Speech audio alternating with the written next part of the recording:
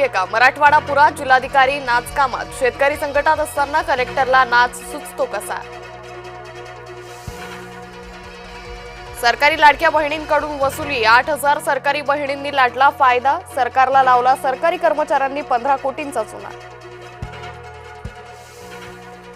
महाराष्ट्राचा मदत निधीसाठी केंद्राकडे कठोर पाठपुरावा, मुख्यमंत्री फडणवीस नवी दिल्ली दौऱ्यावर, केंद्रीय मदत वेगाने मिळवण्यासाठी प्रयत्न.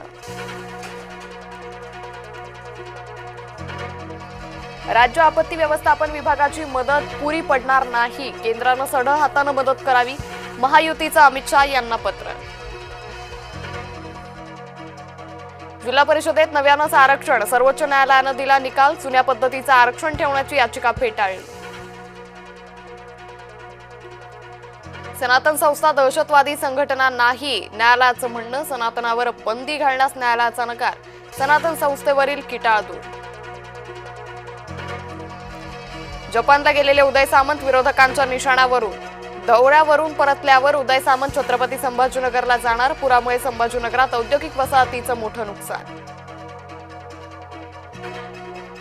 पंतप्रधानांनी महाराष्ट्रातील शेतकऱ्यांना कर्जमुक्त करावं, अन्यथा रस्त्यावर उतरू, आमदार उद्धव ठाकरेंचा इशारा. मराठवाड्याच्या पूर पाहणी दौऱ्यानंतर बोलले उद्धव ठाकरे.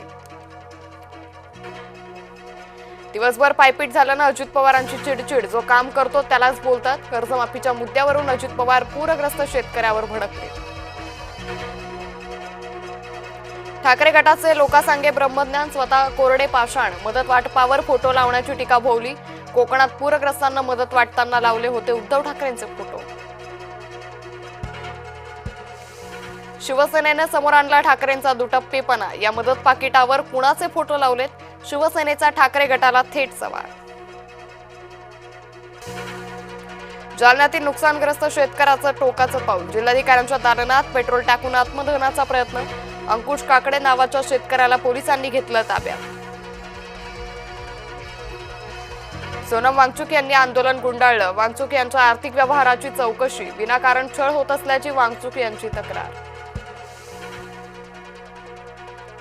कैद्यांनी पोलिसांनाच केली मारहाण, कैद्यांना न्यायालयातून कारागृहात नेताना घडली घटना, 4 कैद्यांविरोधात गुन्हा दाखल.